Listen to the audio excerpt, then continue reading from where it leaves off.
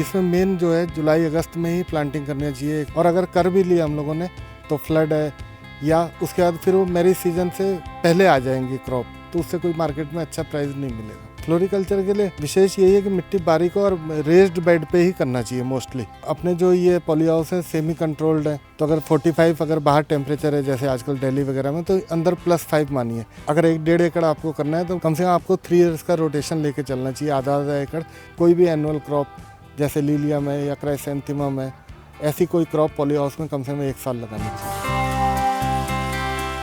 जो लोग फूलों की खेती में आना चाहते हैं, फूलों की खेती शुरू करना चाहते हैं, आज का ये वीडियो उनके लिए बहुत ही खास होने वाला है, क्योंकि आज हम पहुंचे हैं उत्तराखंड के रामनगर क्षेत्र के नया गांव में, जहां पर हम आपको मिलवाने जा रहे हैं पूरे उत्तर भारत के जो फूलों की खेती करने वाले एक बहुत बड़े किसान हैं बलबीर कंबोज जी, जिन्होंने सिर्फ फूलों की खेती से अपनी एक अलग पहचान बनाई है उनके यहाँ, और उनसे आज हम आपको वो टिप्स दिलवाएंगे जिससे आप फ्लोरिकल्चर के क्षेत्र में सफलता हासिल कर सकते हैं।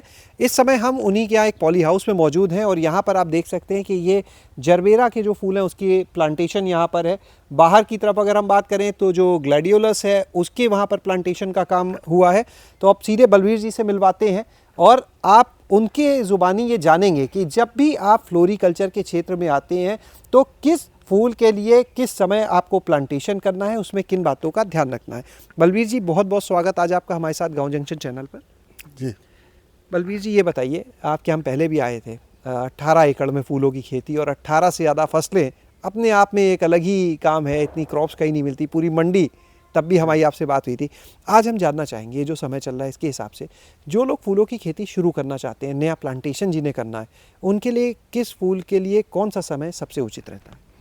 देखिए, जो पॉली हाउस की क्रॉप है अपने नॉर्थ इंडिया में और विशेषकर प्लेन्स में, यूपी है या उत्तराखंड का प्लेन्स है, उसमें अगर आप फूलों की खेती शुरू कर रहे हैं और इसमें मेन जो है जुलाई अगस्त में ही प्लांटिंग करनी चाहिए। एक तो ह्यूमिडिटी काफ़ी रहती है और दूसरा है कि उसके बाद जो सीज़न होता है अपना मैरिज सीज़न वो नवंबर दिसंबर में है, तो 3.5 मंथ्स में चाहे पेरिनियल क्रॉप है, जरबेरा है, गुलाब है या एनुअल है, लिलियम है या जिप्सोफिला है, ये क्रॉप 3-3.5 महीने में तैयार होती है, तो अपने को स्पेसिफिक टाइम पे मिल जाती है क्रॉप। ये 2 चीज़ें विशेषकर ध्यान रखनी चाहिए। अगर इससे पहले करते हैं तो ह्यूमिडिटी काफ़ी कम है, बाहर टेम्परेचर इतना ज़्यादा है, तो प्लांटिंग के लिए सूटेबल भी नहीं है। और अगर कर भी लिया हम लोगों ने तो फ्लड है या उसके बाद फिर वो मैरिज सीजन से पहले आ जाएंगी क्रॉप, तो उससे कोई मार्केट में अच्छा प्राइस नहीं मिलेगा।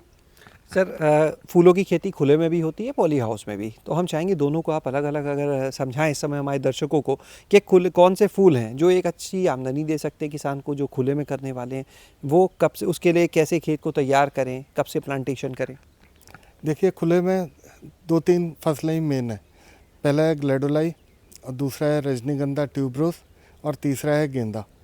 तो ये तीनों ही जो अपने उत्तर भारत के प्लेन्स हैं उनको लगभग आप समझिए जुलाई अगस्त के आसपास ही प्लांटिंग करनी चाहिए। पहला जो हैवी रेनफॉल है वो बीत जाने के बाद, इवन सितंबर शुरू में, और 3 महीने इसको चाहिए, तो सितंबर, अक्टूबर, नवंबर में वो क्रॉप आ जाएंगी। एक तो मंडी में रेट अच्छा मिलेगा और फ्लड वाला और टेम्परेचर, ये सब पीरियड जो है वो अवॉइड करना चाहिए इसके लिए। और सेम कंडीशन पॉली हाउस के लिए, अगर फर्स्ट टाइम के ग्रोवर हैं तब तो बिल्कुल मतलब ये मेन है कि आपको अगस्त या सितंबर शुरू में या अगस्त लास्ट में ही प्लांटिंग करनी चाहिए। एक तो ह्यूमिडिटी और दूसरा वो मंडी को ध्यान में रख के, या फिर जो था उसके पहले वो फरवरी तक अगर प्लांटिंग कर देते तो इस टाइम तक पौधा पेरिनियल क्रॉप की, जरबेरा है, कार्नेशन है, गुलाब है, तो फरवरी में कर सकते थे, नहीं तो अब तो फिर जुलाई एंड के बाद अगस्त और सितंबर शुरू तक। सर, खुले में जब प्लांटेशन करना उससे पहले खेत को किस तरह से तैयार करना होता है, क्या विशेष तैयारी करनी होती है? देखिए, खुले में प्लांटेशन करना है तो गर्मियों में जुताई जो अपना बेसिक फार्मूला है उससे नंबर 1 वीड्स और अनअवॉइडेबल फंगस ये सब नष्ट हो जाते हैं गर्मियों की जुताई में। और उसके बाद आप जो है जैसे ही मानसून थोड़ा हल्का पड़ता है फिर दोबारा से खेत को तैयार करके और तब आप प्लांटिंग करिए। खेत को तैयार करने में कुछ विशेष फ्लोरिकल्चर के लिए करना होता है? फ्लोरिकल्चर के लिए विशेष यही है कि मिट्टी बारीक और रेज्ड बेड पे ही करना चाहिए मोस्टली, चाहे आपका रजनीगंधा है या ग्लैडोलाई है। रेज्ड बेड पे इसलिए कि कभी अगर अचानक कोई बारिश या ऐसा कुछ आ गया तो फ्लड कंडीशन में भी वो प्लांट सरवाइव करेगा। अगर हमने प्लेन कंडीशन में बिना रेस्ड बेड के कर दिया तो हो सकता है कि पूरी क्रॉप ही डैमेज हो जाए, इवन गेंदा भी। सर पॉली हाउस की अगर बात करें, क्योंकि इसे संरक्षित खेती कहा जाता है जो पॉली हाउस में हम क्रॉप्स लेते हैं, तो बाहर के लिए बरसात का एक चैलेंज होता है, पॉली हाउस के लिए ऐसा कोई चैलेंज उतना नहीं है, तो क्या तब भी हमें इन्हीं चीज़ों को ध्यान में रखना है या पॉली हाउस में कुछ अलग रहती है चीज़ें? नहीं, तब भी इन्हीं बातों को ध्यान में रखना है, क्योंकि एक तो टेम्परेचर, तो अपने जो ये पॉली हाउस है सेमी कंट्रोल्ड है, अम्ब्रेला ही कहते हैं हम लोग तो इसे। तो अगर 45 अगर बाहर टेम्परेचर है जैसे आजकल दिल्ली वगैरह में, तो अंदर +5 मानिए तो 50 पे प्लांटेशन करना भी और करके सरवाइव करना वो तो समझिए इम्पॉसिबल है। तो इवन बाहर की जगह और अंदर के लिए और सेंसिटिव रहना चाहिए कि अंदर हम मतलब ह्यूमिडिटी जब तक नहीं बढ़ती और टेम्परेचर कम नहीं होता 32-34 के आसपास, तब तक प्लांटिंग बिल्कुल नहीं करनी चाहिए अंदर। तो सर वैरायटी का चयन ये कितना महत्वपूर्ण हो जाता है? देखिए, क्रॉप के अंदर वैरायटी अलग से, कुछ क्रॉप में तो वैरायटी है भी नहीं, जैसे जिप्सोफिला है तो 1-2 वैरायटी ही हैं, और लिलियम है तो उसमें वैरायटी का ध्यान रखना पड़ता है कि अगर ओरिएंटल है तो अपना 3 मंथ्स के बाद आएगा, इवन 4 मंथ्स में, और अगर एशियाटिक है तो 3 मंथ्स में आएगा। तो उधर सीजन में अगर अपने को प्लांटिंग करनी है तो अगर ओरिएंटल है तो अगर हमने अगस्त में प्लांटिंग की तो एशियाटिक है तो सितंबर में करनी पड़ेगी, ताकि अपने को दोनों क्रॉप नवंबर में मिल सके। ऐसे ही ग्लेडोलाई है, ग्लेडोलाई में कोशिश करना चाहिए कि सारी वैरायटी, जिसमें वाइट मेन है, उसके बाद पिंक है, मार्केट की डिमांड के हिसाब से कलर कॉम्बिनेशन 30-40% वाइट, फिर 20% रेड, 10% येलो, क्योंकि येलो बहुत कम फंक्शन में यूज़ होता है, केवल हल्दी वगैरह में यूज़ होता है, तो 10%। तो उसमें कलर वैरायटी ना कह के कलर का कॉम्बिनेशन पूरा होना चाहिए। जरबेरा में भी सेम है, अप्लाई होता है फार्मूला। सर जो शुरुआती चुनौतियां होती हैं, क्योंकि जो आज आपको सुन रहे हैं उसमें कई लोग होंगे जो शायद पहली बार फ्लोरिकल्चर करेंगे, जो शुरुआती चुनौतियां होती हैं उनके बारे में भी आप बताएंगे। एक तो चुनौती, और क्या वो गलतियां हो सकती हैं जो अमूमन लोग आपने देखा हो कि करते हैं शुरू में? देखिए, शुरू में गलती तो मेन ये करते हैं कि उन्होंने अगर 1 एकड़ का करना है तो सोचते हैं कि 1 एकड़ से ही हम शुरू करेंगे मतलब उतना ही उन्होंने करना है और उससे करते हैं। अगर 1-1.5 एकड़ आपको करना है तो मैंने पहले भी अपने वीडियो में और उसमें बताया था, कम से कम आपको 3 इयर्स का रोटेशन लेके चलना चाहिए। आधा एकड़ 3 साल में करना चाहिए, ताकि चौथे साल में पेरिनियल क्रॉप का प्रोडक्शन मिल सके।